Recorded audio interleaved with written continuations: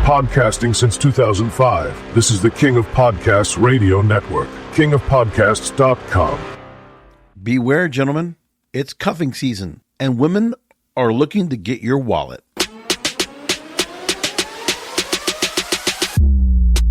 We're all a little depraved and debaucherous. Here is the King of Podcasts. Tomorrow begins the fall equinox. The fall season begins. The leaves change. It gets a little cooler outside. Not in Florida anyway, but it will be soon enough. And cuffing season is coming upon us. It is that time of year that yours truly, King of Podcasts, your old Uncle King of Podcasts here, has to give you the warning. Heed the warning. Cuffing season is here. It's not a phenomenon. It's a fact of life. Now, I have talked about this over many years on this program. Before this series was called Depraved and Debaucherous, I talked about it on a series called When I'm Not Podcasting. I've been at this for years. And for the young men out there, please pay attention. If you're not aware, with the leaves changing, with the change in temperature, there's more of a likelihood that if you are looking to go ahead and get together with another woman, or a woman finds an interest in you, and some reason she finds a liking to you and approaches you in a way to where you get a chance to approach to her proper. And you get the date. You'll notice dating gets to be a little bit easier this time of year.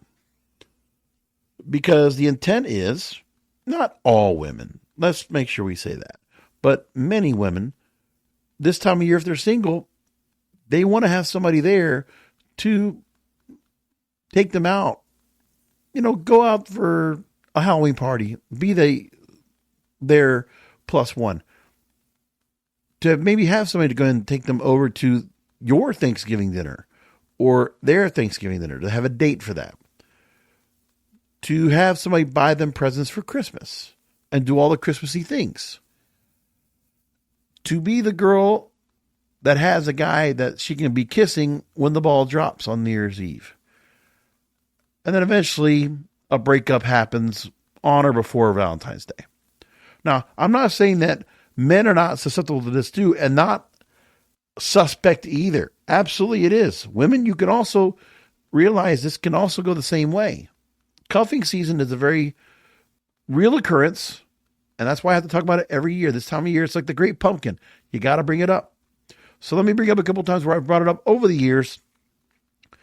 This is, I think, 2023. I brought it up. Let me go ahead and play up when I talked about cuffing season the last few times here on the program. Honestly, to try to be in the right way to have a real girlfriend and be her boyfriend. That's not what she wanted from me. And I never paid attention to the signs.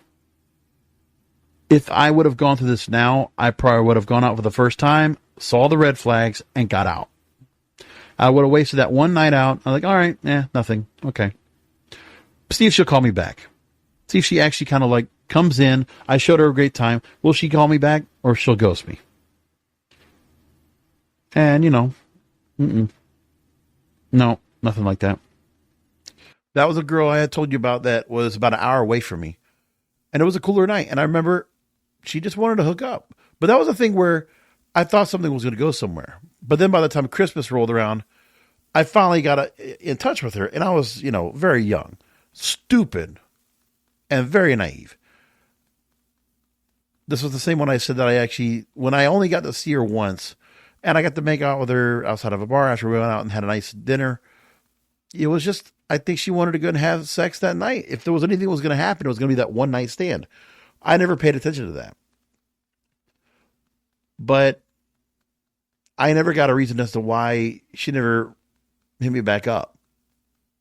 But nevertheless, I found out while she was at Christmas that she had a boyfriend the whole time. And thank goodness I never went back up to make that hour-long trip to go see her again, because something could have happened. So, I was getting set up for a trap. This is what I also said during cuffing season last year.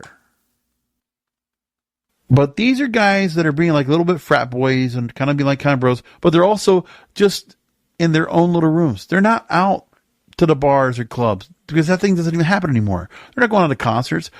These guys that are influencers, they don't go out to be seen. If they're going to go out at all, they're going to have an entourage. They're going to go to some place, and they're going to be treated like billionaires because of their status, because of their fame, because of their fortune.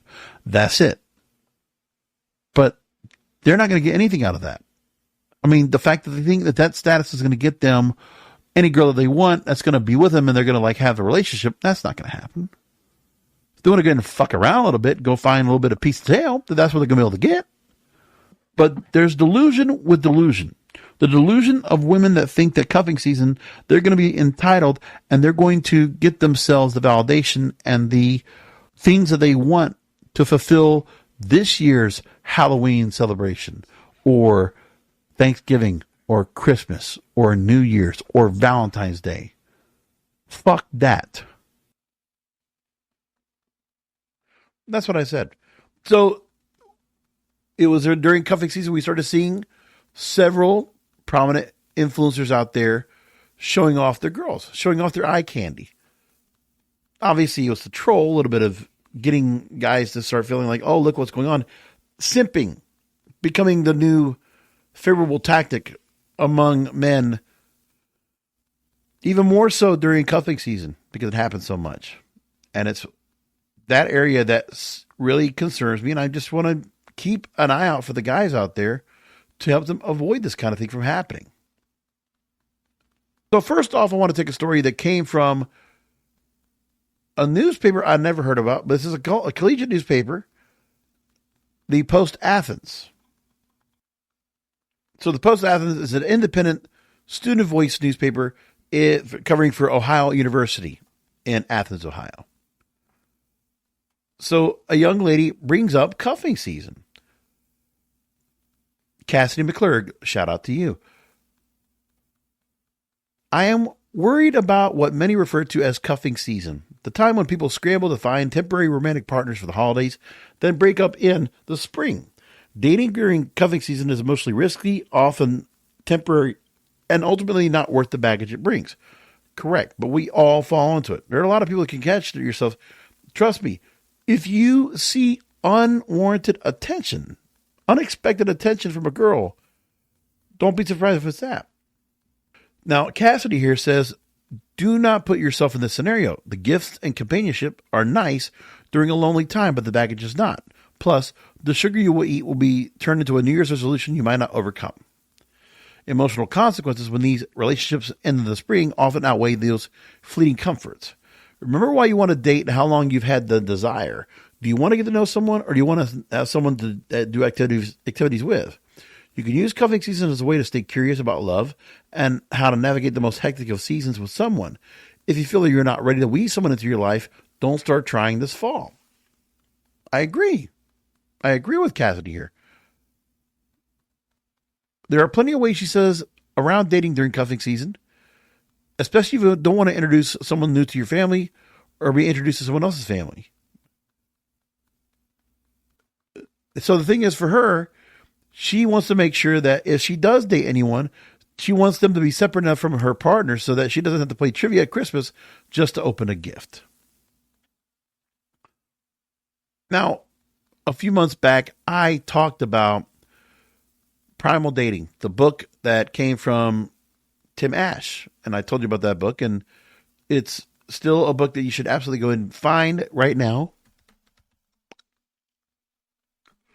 The book is called Primal Dating, the Unflinching Evolutionary Psychology Guide to Modern Relationships. This is important. So cuffing season's here. Who knows? I might even call Tim Ash back to come on and go and talk about cuffing season because I think it would be very important to reference this. So I'm going to look at that and consider it. So I'll try to reach out, see if we can do something about that and do a little follow-up on that after all. So here's what we got. From his book, in the chapter entitled, What's Love Got to Do With It? He talks about the beautiful lie. Love is basically a magic trick your brain plays on you. You don't fall for a person. You fall for an idea of them, a sculpture crafted by your own mind, based on half-truths, wishful thinking, and a sprinkle of chemicals. You meet someone, your hormones throw a rave party, and boom, they become the most interesting, attractive, and borderline divine human being you've ever encountered. Reality? Irrelevant. You're convinced this particular human is your soulmate, the one person in a sea of billions that your brain insists is transcendently perfect. When you're in love, your partner magically transforms into the most incredible person to ever exist. Objectively, they probably just fine, but your brain slaps a golden halo on them and calls it a day. And even if you do spot their flaws, you don't care. Evolution makes sure of that. We're not actually falling for the person, at least not at first.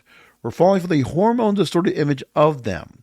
We project our idealized fantasy onto some unsuspecting stranger who just happened to be standing in the right place at the right time, and voila, we're smitten. It's like our brains have an overzealous marketing department working overtime to sell us on a product that, let's face it, is going to probably have some defects. We see perfection where there are flaws, brilliance where there's just ordinary conversation, and destiny where there's really just a mix of luck and proximity. But like all good hallucinations, this one eventually fades, the rosy glow wears off, the real person steps into view, messy, complicated, flawed. Once the dopamine high wears off, we're starting to see the real person hiding behind our mental Photoshop job. And there's a couple of things to consider when you go into these kind of relationships in cuffing season. Number one, being here in South Florida where I live. Yes, when you see a woman that you're interested in, you might not necessarily perceive the woman that you're looking for the same because the girls are not as exposed as they would be during the summer. They're not showing as much flesh, as much skin. They're more covered up. More jeans, men have so many dresses, more jackets, things like that. It's almost like a New York kind of feel to it, or it's a lot of hoodies, right? It's a softer look. So girls are not out there to be able to go and flaunt so much as they are when they're young. They might be covered up a little bit more, or it's just what's going on. And then you're not necessarily, as a guy, flaunting, paying attention too much about how she looks in terms of her body. You're getting more of the personality of her and just more of just a conventional beauty to her. And then also during the holidays, you have all these different kind of events that you could be going to, which are going to glorify and amplify the experience. It's not just your random run-of-the-mill date. This is during Halloween. This is during Thanksgiving. This is during Christmas, New Year's, all of it. So that holiday season just changes everything up. It's just the spirit of the holidays that comes in. So women and men are taking advantage of the holidays and what that brings, because you are moving around a lot.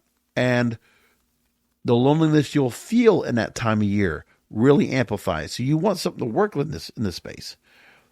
And then the fact that you're going out and doing things fun together, this and that dating experience, yeah, it gets to be really fun. I know it because I went through it.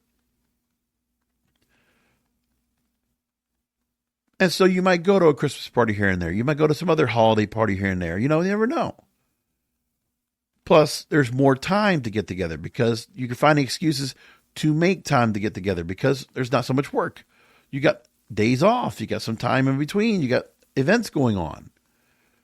And some of those events, the person requires a +1. So you got that going on. And then that's what creates that cuffing season to even be more so. Because it's more about the camaraderie. It's more about the bonding, the connection, if there is one. And the amount of spending that you're going to be doing during those kind of events. Because the woman's not going to want to go ahead and do that on her own. So if she can find a significant other to supplement your discretionary income on her and what you're doing with her, that's what she wants. More than anything. It's like she doesn't even really care.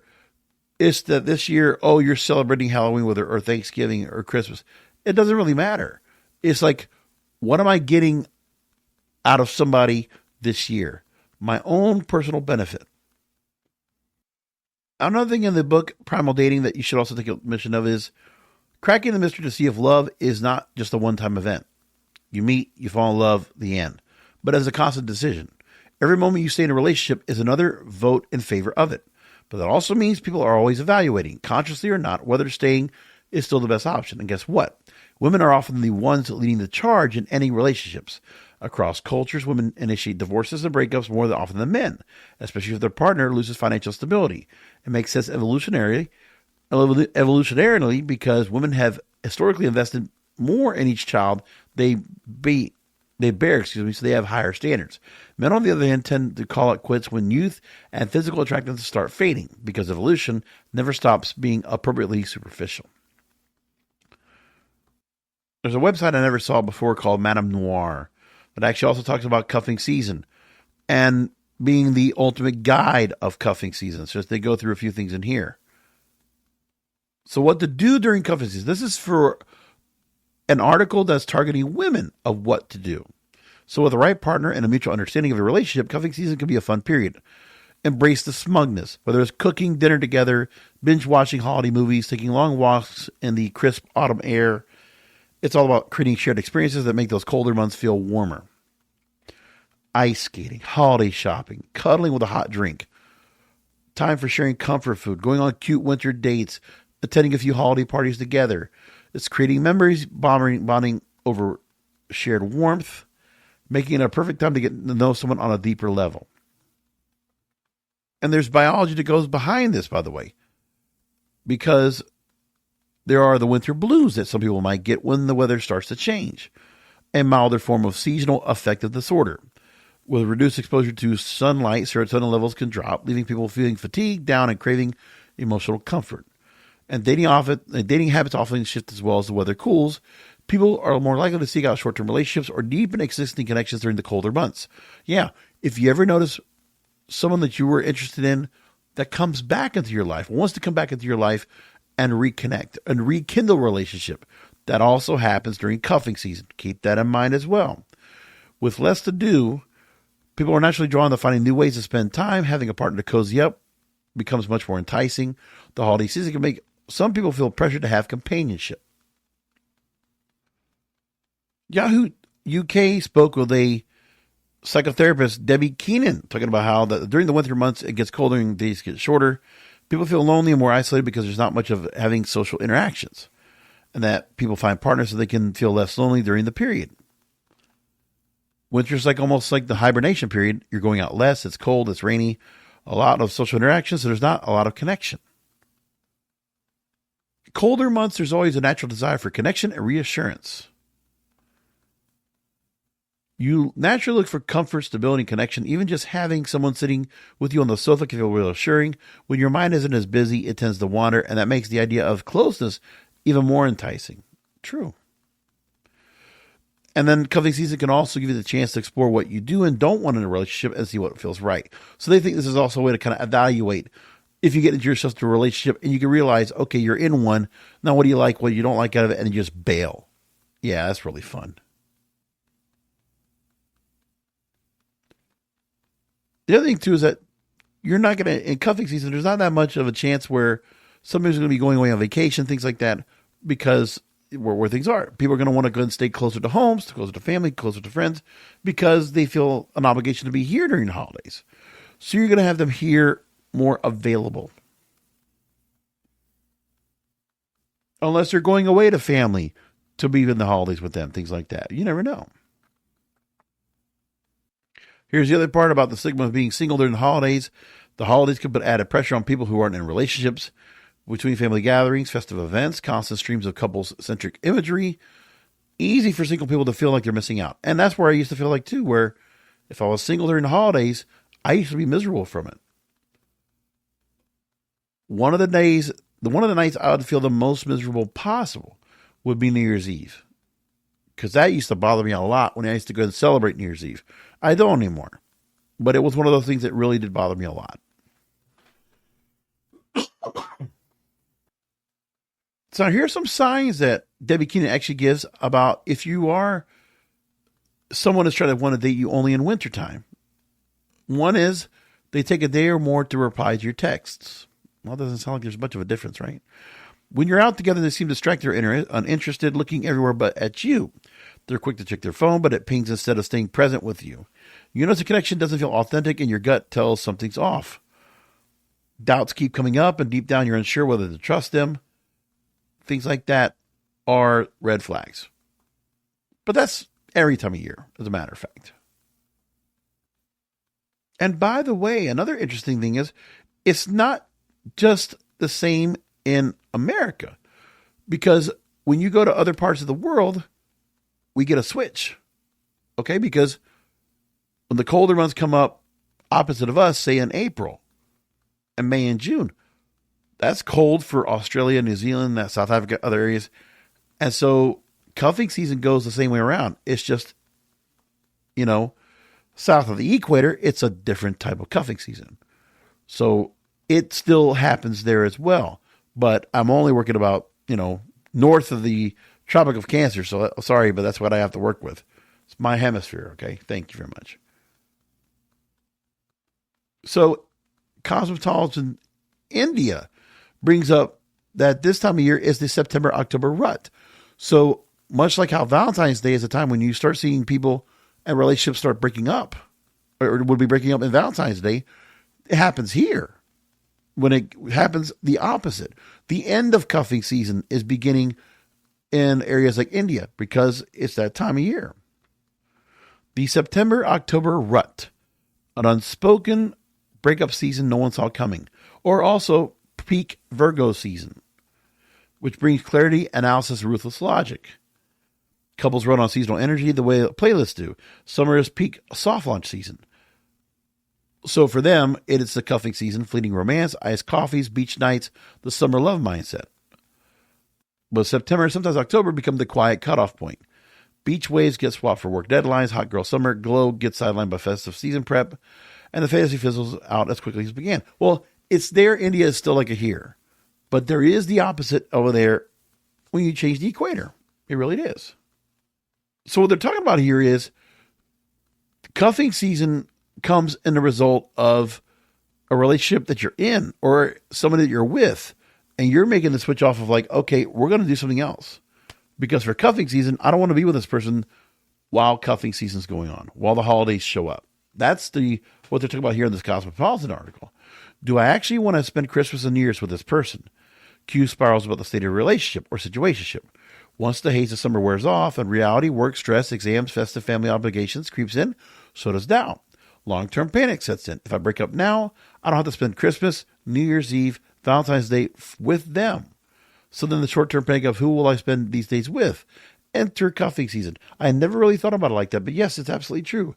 In cuffing season, you are dealing with people that are coming to the rebound off of a relationship, which they might have initiated themselves. For nothing more than they just said, you know what? I don't want to be with this person during cuffing season because you got what you wanted from them. And now you want somebody fresh. You want that honeymoon period to happen during cuffing season. That's the whole point. And then you only appreciate the honeymoon season because once you get past Valentine's Day, then it really doesn't matter. Unless you happen to not protect yourself and there's a kid after that. That's the other point, right? But I never really thought about that. But it's absolutely true too. This Cosmopolitan article actually brings the right point. That there is the rut, a natural reset point. Some couples, it reveals cracks that lead up to breakups. For others, it becomes a moment to work through issues and come out stronger. Then there's those that decide singlehood during the holiday season is way better than thinking smiles through family dinners. If you find yourself suddenly uncuffed in October, flip the script. You've skipped the small talk stage and are free to do whatever you want. To cuff or not to cuff, that's the real seasonal question. Fascinating. Fascinating. So that I never really thought about. But I do remember in some of the interactions I had with girls that were in cuffing season that they had gotten out of a relationship. Like you never really find out what's the reason why they got into this in the first place. And I'll tell you, when you find a suspect girl that you're with or a guy that you're in cuffing season with, you might ask yourself, it's kind of ironic that you're now at this time of year that you're single. And why? Keep that in mind. That's actually not a bad point. It could be the red flag that you don't realize is there, that somebody might have gotten out of a relationship. But think about it. When it comes to cuffing season, when it turns colder in the climate that you're in, yes, cuffing season can initiate. In other parts of the world, south of the equator. But then here, and even America, I think this story from Cosmopolitan India relies the same way when it comes to America. is that, yes, people are breaking up during this time. Whatever the summer lover kind of thing was, it's a pastime. You don't want that person for this. You might have got what you wanted for the honeymoon period from that. And then you're moving on to the next phase, moving on to somebody else that fits cuffing season. Because then also, women might prefer somebody else during the summertime. And they'll take advantage of a guy who might not be as attractive. So average guys get their shot with a girl they would probably not normally get. If you saw that girl during summertime, you probably wouldn't get her. But during cuffing season, they're going to give you a chance. But that's because there's an internal hidden agenda by it. So I would pay attention to that very closely. Cuffing season is here, folks. Keep an eye on it. And it's not the fact that you think you're going to get something good out of it, okay? I'm not saying the fact that you might not get a chance to get laid and, have some fun. But the thing is, the modus operandi of some women during cuffing season is very depraved and debaucherous.